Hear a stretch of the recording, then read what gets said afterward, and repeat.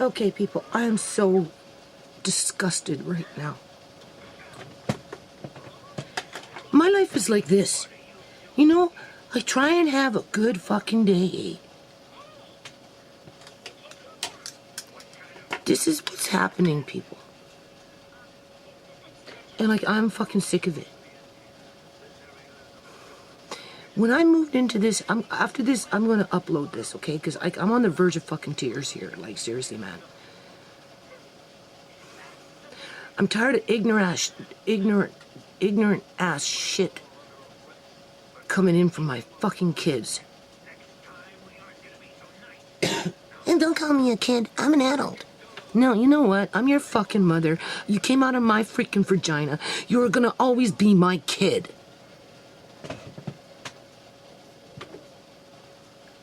Anyway, when I moved into this house, people, I had the added burden of John's wife. Because John's wife moved in to my house from Victoria when I was living in that fucking fourplex that had the freaking grow-op in it. Because she was facing going into long-term care because she couldn't live in assisted living anymore. And Uncle John didn't want her to be sitting up in Victoria all by herself as his extended family ignored her. Like they did with Joan's mother. You know, lock him up and throw away the key kind of thing. And he didn't want her to be left like that in an old folks home all by herself with nobody visiting him. Visiting her. So he asked me to have her move over. And we were actually discussing it in 2008, but it never happened.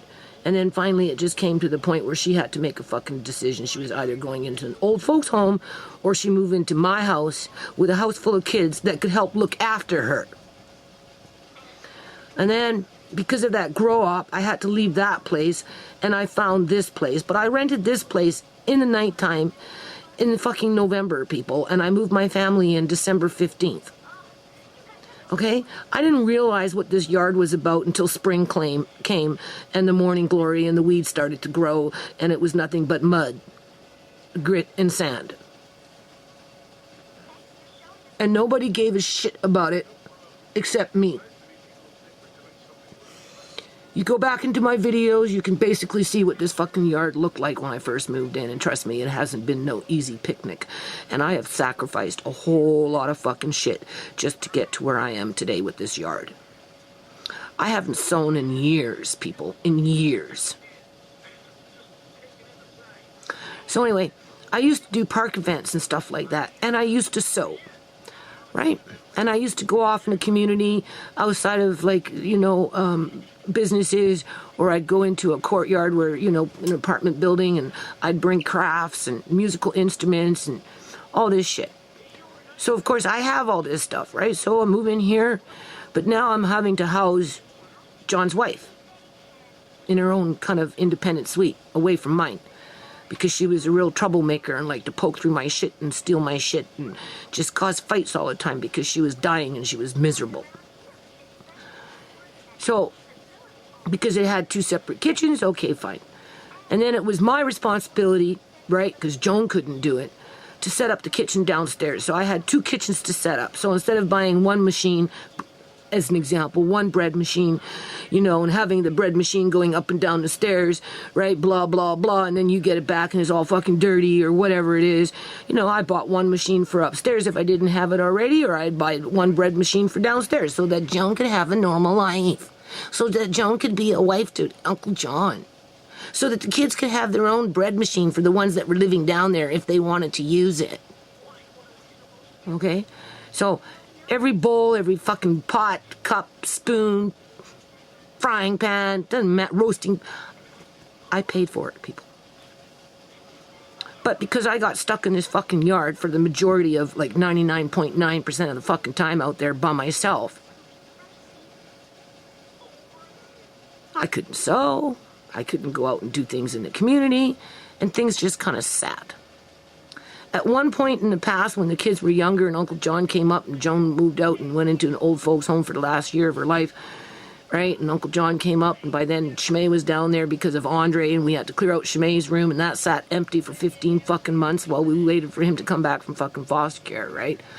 And then Uncle John had to come up, and then Tisha went down, so now I had Tisha, ShaMay, and Marcane downstairs. And at one point, with Julianne, you know, that living room turned into a fucking hotspot where, like, everybody was, you know how it is, with the pizza boxes and fucking ashtrays and fucking cups, you know, and all this other shit, and nobody was cleaning up, and I was going down and cleaning up this fucking mess, and, you know, and blah, blah, so, you know, I just let things start to pile up to fucking flush the people out, as Tisha was trying to kick them out. Right? ShaMay was just going with the flow, thinking she was fucking popular. So when you go back and they're bitching on, oh, you know, hoarded this, or, yeah, fucking, I hoarded shit in the fucking living room at one point to keep your asses out. You couldn't go in there and fucking party hardy like you wanted to. With your bullshit crap, Julian. And his little fuckboys, right? Because what happened was, the girls had their friends and everything was kosher until so-and-so showed up. And then he attached himself to those people. And then he started running them. And it just got wild and crazy. And that's when Brooks showed up and tried to kick everybody out. And he ended up being beat up with freaking baseball bats for trying to protect his sister. Right? Just crazy shit, people. Crazy fucking shit, man. Kids are a headache. Okay, so then ShaMay dies and everybody's depressed and, you know, shit's down there, right? I got Amari. You know, like I said, my life is completely slowed down, right? I'm spending more time with Amari than with anything else, right? And my life is falling apart and just like being fucking rude, man. Just throwing shit out, people. You know, I've taken out fucking wall units and, you know, I've brought up a whole bunch of shit upstairs that I don't have fucking room for because he wants his own space. He's protecting his space. I said, just went downstairs and there's another thing out there and I'm looking around and I'm like, where is that, what is it called? Hair dryer. And a suitcase with curtains in it. Oh, it's out there. I said, oh, what, in the garage so it can get stolen? I'm just protecting my space. I don't want it down here. You know, you don't need nothing down here. Yeah, okay. If you don't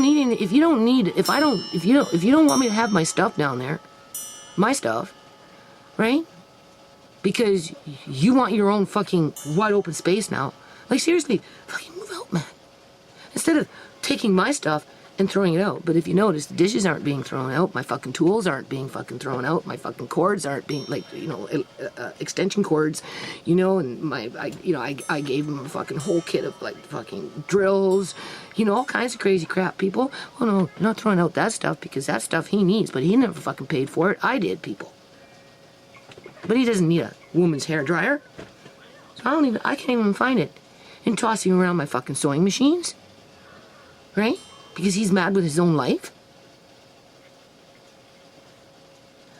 I'm telling you, people, I don't know how long I'm going to be able to fucking handle it. I don't fucking know. Like, I'm on the verge of tears. Right? Because I'm tired of this ignorant shit. I'm so fucking tired of it. Right? I'm not going to be able to go out and do anything with fucking kids because I'm too busy in this fucking yard, struggling by myself, basically, hauling around dirt and shit, right? Planting food that, for what purpose? So yeah, I don't want to dwell on it. It's only stuff, that's what he says, it's only stuff. Well, if it's only stuff, give me back my fucking drills, my drill bits. If it's only stuff, give me back my fucking tools. If it's only stuff, give me back my shit, man, that you're fucking using. If it's only stuff, give me back my fucking dishes. And go buy your own fucking dishes. If it's only stuff. If it's only stuff, don't come up here asking me for something when you fucking need it and I give it to you 99.9% of the fucking time. Whatever it is that you fucking need, I fucking give it to you. If it's only stuff. But the stuff you don't want, you throw out. and then you talk to me like trash. This is why I'm giving away these books, people, because as far as my 2 remaining fucking kids in the house are concerned, they can just throw them out in the fucking road and let the rain fucking get to them. Well, ShaMay valued them. These other 2 don't.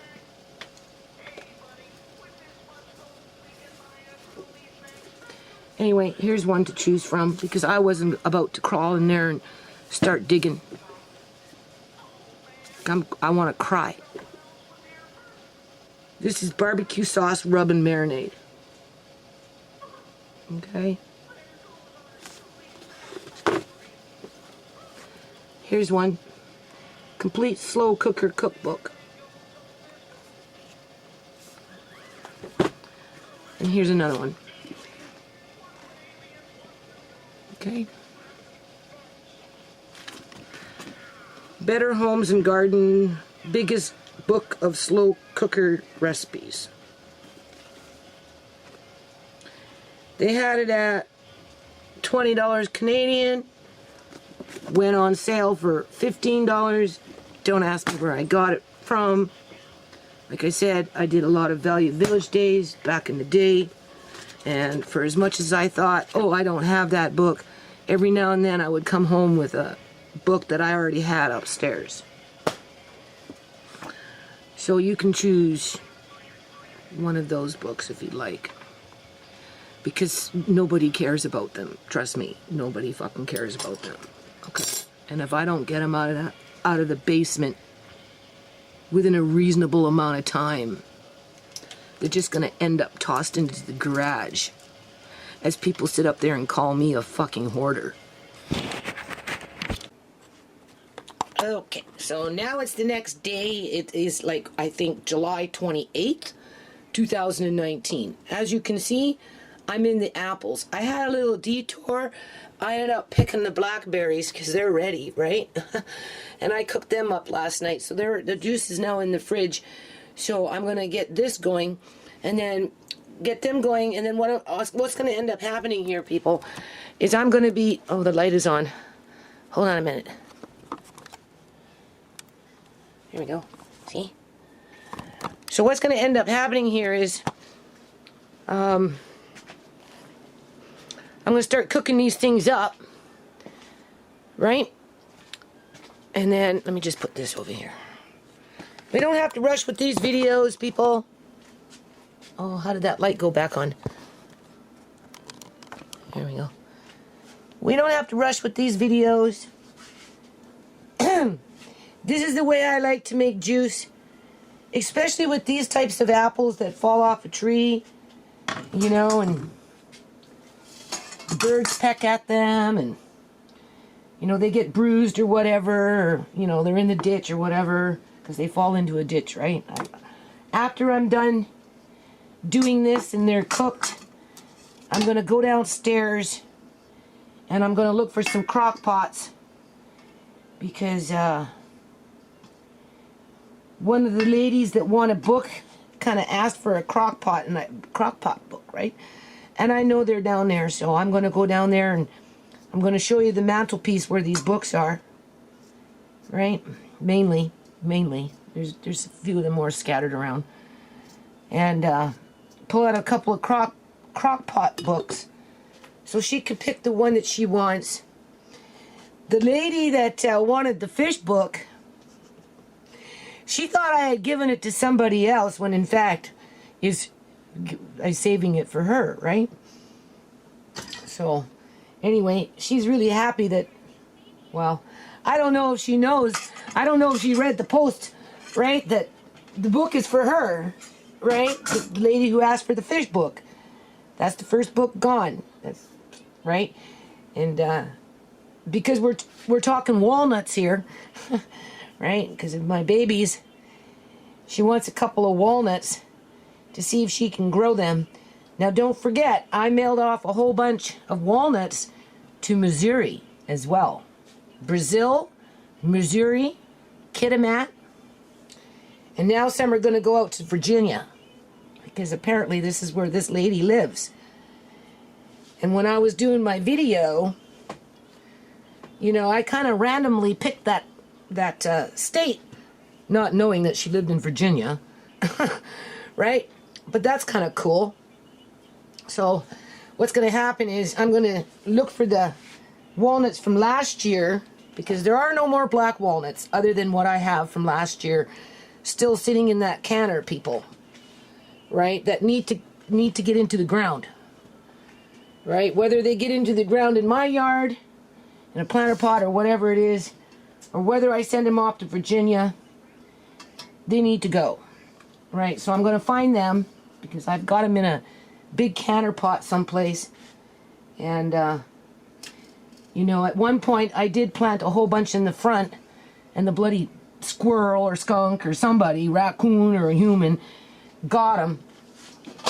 And but I still have some from last year, and as long as there's nut inside it, there's a good probability that it will grow, right? Because sometimes it can take up to 2 years for these things to grow. And if not, I've got a few this year English walnuts that are now over there. You've seen that. Plus, they're going to be some of them falling off the tree, right? So I'll be gathering those up along the way, right? Because it's a matter of survival, people, for these trees, seriously. Like, they're being wiped out in the province of British Columbia, Canada, because nobody values them, right? So, anyway, I am going to get this started. This is the way I like to do it, right? I use these cheesecloths, and I use these steamers, and then after that, if I'm tired, I'll put the juice in the fridge, and then, you know, can tomorrow, right? The blackberry and the apple. Because after I'm done this, I'm going back to the apple tree, and I'm going to take a little video of this apple tree so you can see, right? So hold on a minute. Okay, so here's our first batch of apples. This is the way I like to do it, right? It guarantees that you're killing off any E. coli's, you know, any kind of bacteria, right? That things can pick up off the ground, right? So this is basically mostly the size I've been doing. As this tree drops, the apples do get bigger. But so what I do, people, is I just peel them, cut around them, you know, cut that off, and then you end up getting that, right? I put a little bit of water at the bottom of the pot, and then I'm going to steam it on 3 or so, right? Just heat it up for a minute, and then I'm going to turn it down. Hold on. Okay, one of my famous spots in life here, people. So anyway, I am going to get on with this yellow split pea soup now, because I don't want this liver to go bad. I don't think it has. I haven't opened up the package yet, so I'm going to smell it in a minute. So right now what I'm doing is I'm cutting up some onions. Now basically what I'm doing is I'm making this for Amari. I'm going to have to go out. I don't think I have any more. I like those round half-pint jars. I might have some downstairs. I'm going to be going downstairs in a little while. I'm going to go look and see. Otherwise, I'm just going to make the food and get it ready, and then I'm going to have to go off and buy some more jars.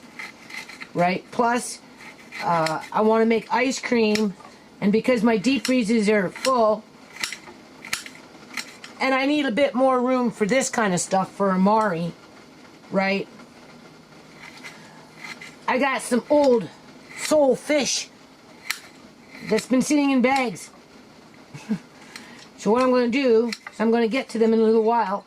I got 2 different deep freezes where they're at, and I'm going to pull them out, and I'm going to unthaw them, and I'm going to see how they are, and if they're good for human consumption, then what I'm going to do is I'm going to can them in my pressure canner. I have a fair amount. If they look like they got freezer burnt after all this time, then I might just boil them up and make cat food, one or the other. But that will free up some freezer space, right? So I might be having to get into some of my meats and can them, people, because, you know, they want me to make, well, they want me to give them, like, you know, lots of milk products. So ice cream was one of the suggestions, and I have ice cream makers and stuff, right? So I've been wanting to do that anyway.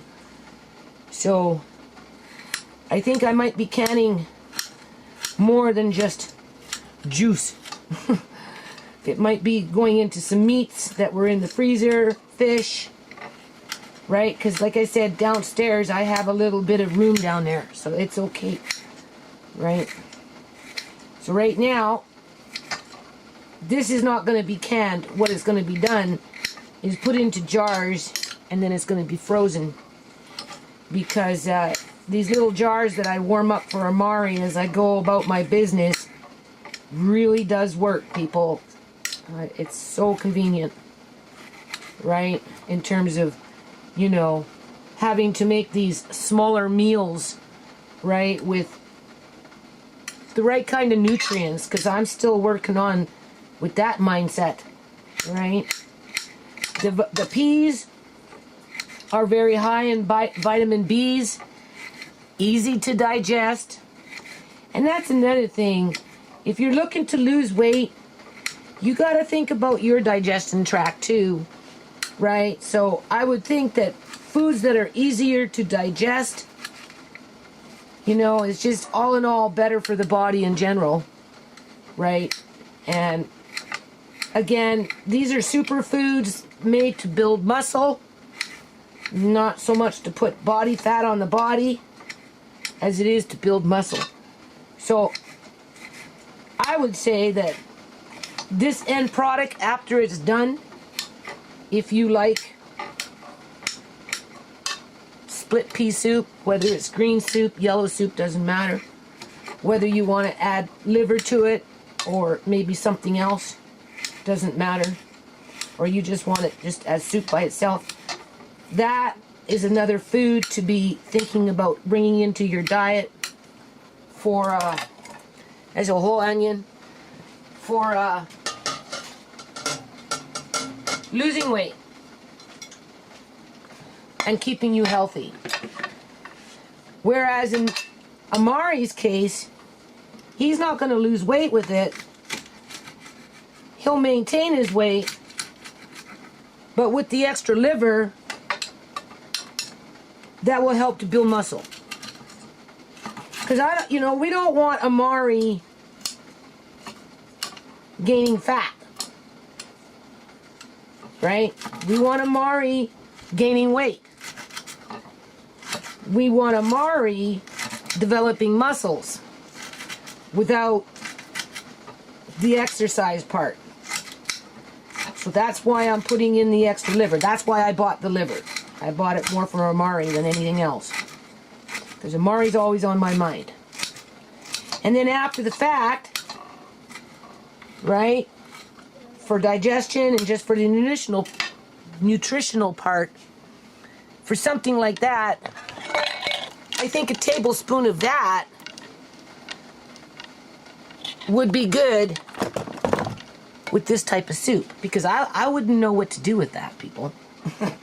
It was just a recommendation that the dietitian suggested, right? I've never used avocado oil before, but I could see it going into a soup like this as a tablespoon, just for Amari's needs, right? I think that would be palatable. So I'm going to cut these up pretty small, but I'm going to be stewing this, right? And I'm putting in lots. I'm putting in all this, right? Because this is another superfood, people, right? This is something that you want to also bring into your diet, is more celery, but not necessarily raw. You can have it cooked. Right? Somebody's coming up the stairs. Hold on a minute. Okay, so moving along. We know why we're doing this. Right? This is real butter, people. It's meant for muscle. Right? And vitamins, easy to digest. So what I'm going to do now is I season that just with your basic seasoning salt. Right? And I'm going to fry this up. And then after it's fried, I'm going to put it in the fridge. And I'm going to wait till the soup is done, which is going to take till tonight because I've just started it. What's in there is celery seeds, whole onion, lots and lots of celery, some fennel seeds. I like fennel. I can't find my dill seeds right now, but that's okay. And then I put in a little bit of oregano with oregano flower tops in there from my garden, just for flavor. Right, and we're going to cook that up, and then after, I'm going to pour this in there. That's that turkey broth. Right? And then I'm going to cook these, saute them, right? Brown them lightly.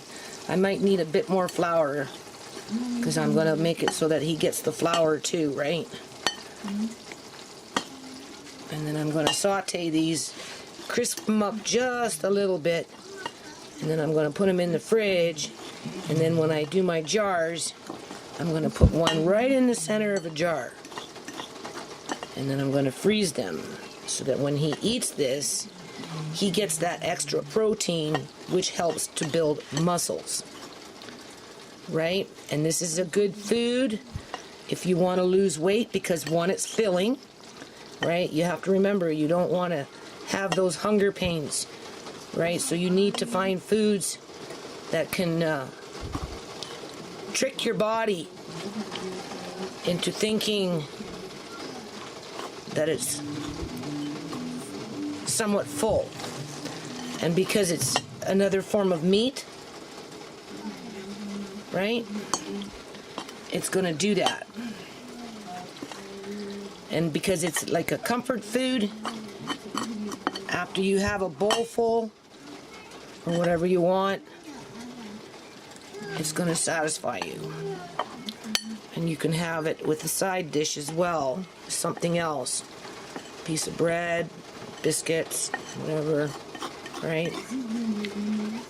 Or anything really.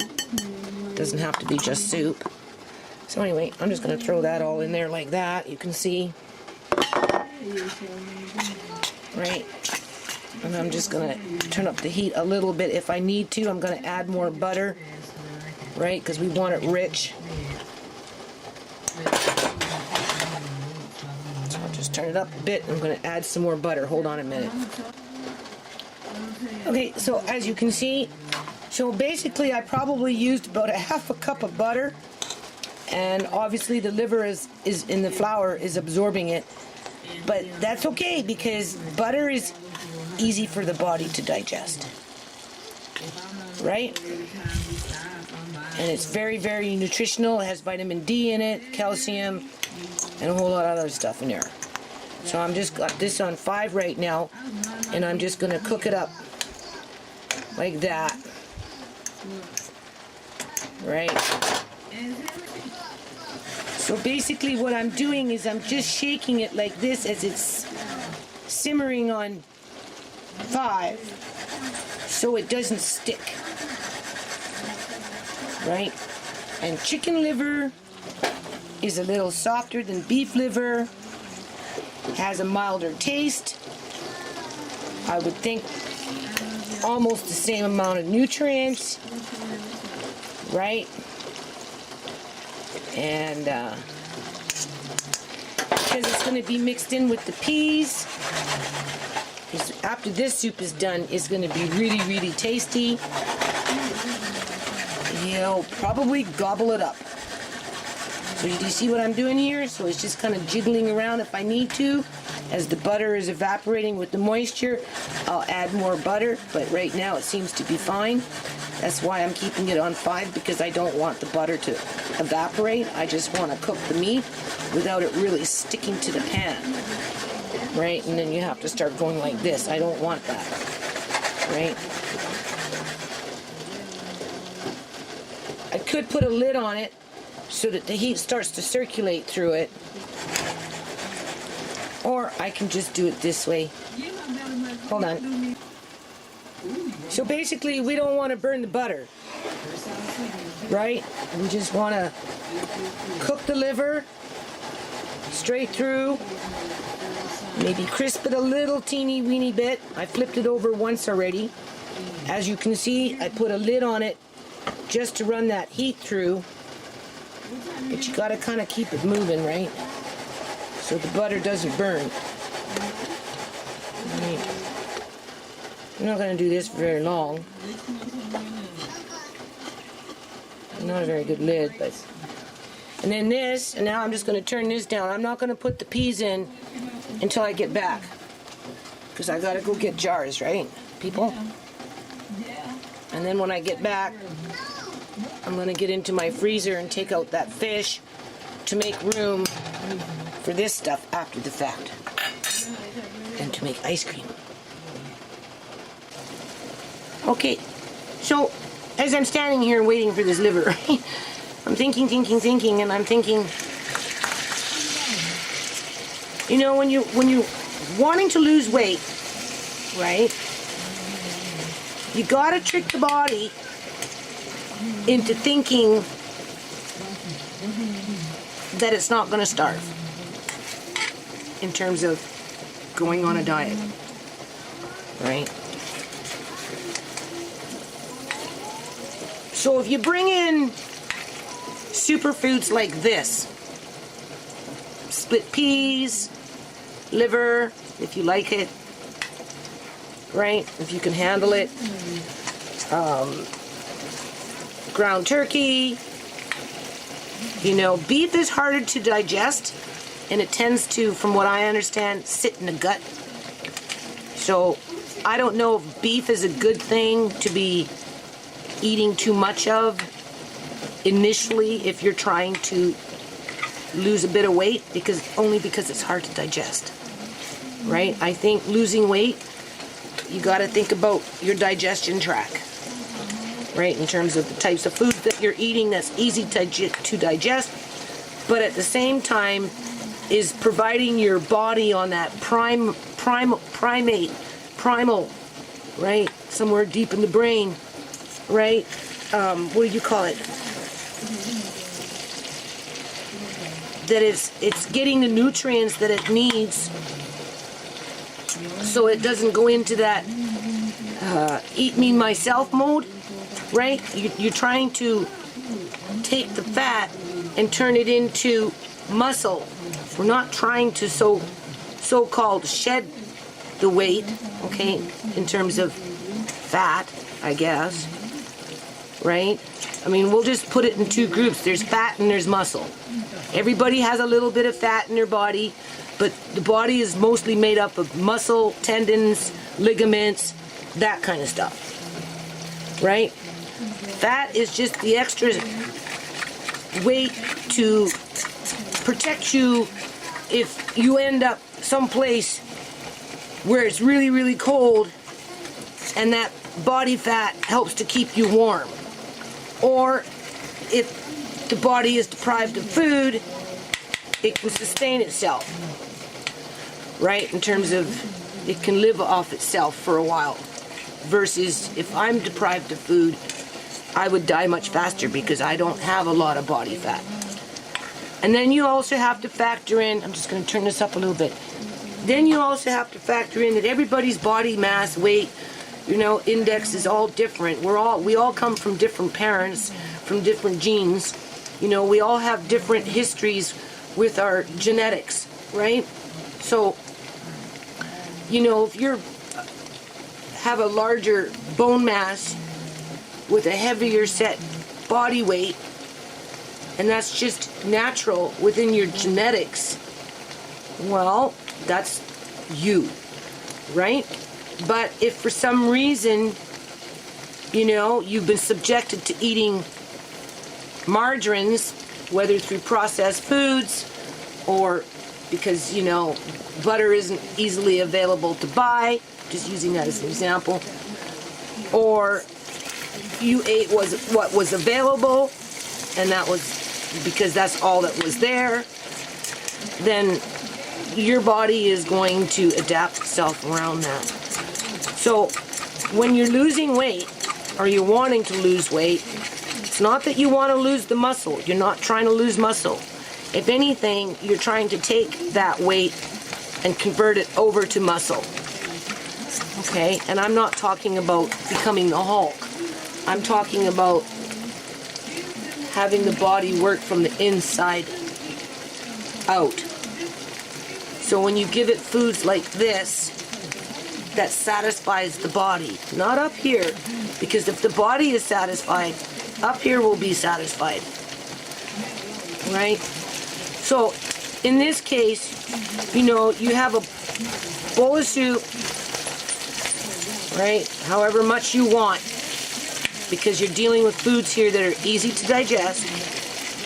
So you can have a big bowl of soup, right, a big bowl of soup with an accompanying French bread, right, to satisfy that hunger pain, craving, or whatever. I'm just using French bread with garlic as an example with this soup. And by the time you're done your soup, chances are you're going to be satisfied. And because you're used whole foods in terms of liver, in this case, right, your body, again, is going to be satisfied. It's going to have the energy that it needs in order to move forward in life versus backwards and trying to store energy. So what I'm trying to say is, if you chose to eat a salad, because that was the fad, you know, everybody eats salads and you'll lose weight. Yeah, you'll lose weight, but your body is craving the natural fats, the butters, the fats that come in with your meats, that kind of stuff. And because it's craving that, right, even though you're losing pounds, and you're thinking, oh yeah, okay, I've done my duty, now I can go off and, you know, have a hamburger, because you were depriving your body for months and months and months and months of that animal fat. I'm just using hamburger as an example.